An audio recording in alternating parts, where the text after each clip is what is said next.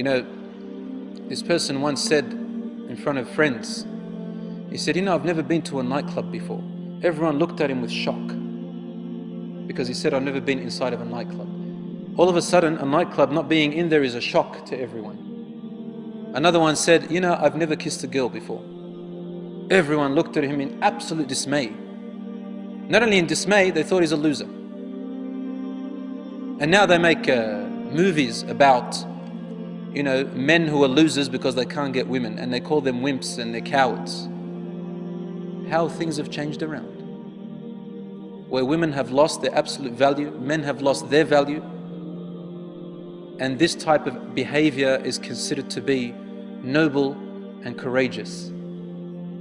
Allahu Akbar. You're a warrior, you're a hero if you can serve your lusts and temptations. And then you have issues of rape and crime, and then you've got laws, especially in Western countries, that can't even solve anything. Just the other day I read in the paper about a man who was convicted in the court of law in Sweden. He was convicted of rape. You know what kind of rape? It says that the woman, she agreed to have intercourse with him.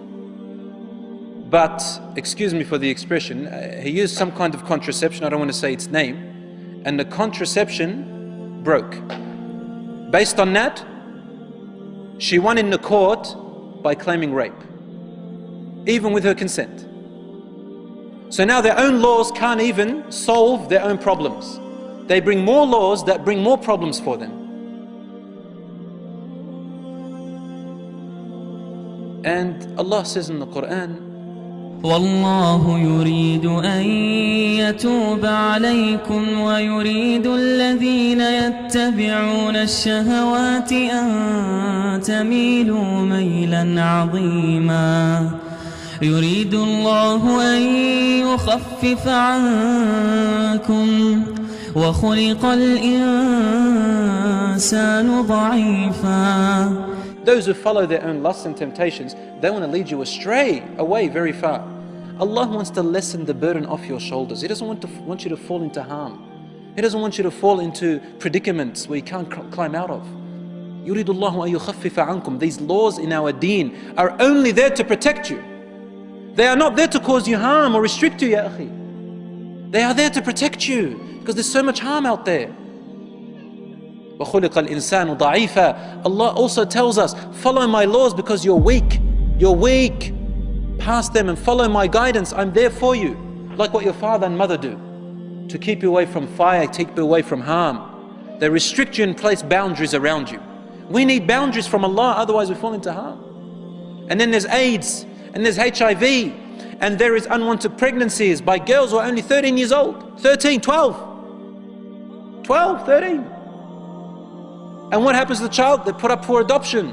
The child grows up without a father or mother. What oppression! What oppression! Only to repeat the same thing again and again. So there is great harm in this. And here we are, they're trying to tell you youth that doing these actions makes you a man. You want to become a man? I dare you to get married. I dare you to get married. Because to them, this is the most cowardly thing. They don't dare to get married, brothers and sisters. They don't dare to get married. I had a neighbor, she had a 3-year-old daughter, but they never got married, her and her partner. In the end, he left her for another woman. Obviously, he's going to leave you for another woman. He's too afraid to be a man. He doesn't want to get married because he's too deep in his lusts. And then turns around and she says, men, they're only after their ego. Of course, why did you take a man like that? Allah gave us conscience. Allah gave us guidance in our brains to think with. And so Allah forbids us from these things because not to bring us harm. And you know what's sad? Unfortunately, 80% of the time, majority of the time, women are the victims. Women are the victims in this situation. So you can see it's reversed now. What does the man want? The man wants to use and abuse the woman. Use and abuse the woman. And you know what? If these young girls were able to look inside and read what's in the mind of young men these days, well, I don't think any of them will even hang around as much as 10 kilometers away from a man, close to a man. They wouldn't want to. But the men, they like to deceive women, wicked men. They like to deceive women, wicked men, non-God-fearing we're talking about. And then you get this poor woman who thinks that, oh, he's my boyfriend. We're going to stroll, this is the image she has in her head. We're going to stroll in the park. He's going to pick up a daffodil and give it to me. Or a rose. Hand in hand together. And then we're going to wait until the sun sets. And the birds chirping around us in this beautiful park. Poor thing. This is what she thinks, right? But the man is thinking about one thing. And he's going to tolerate all of that until he gets to it.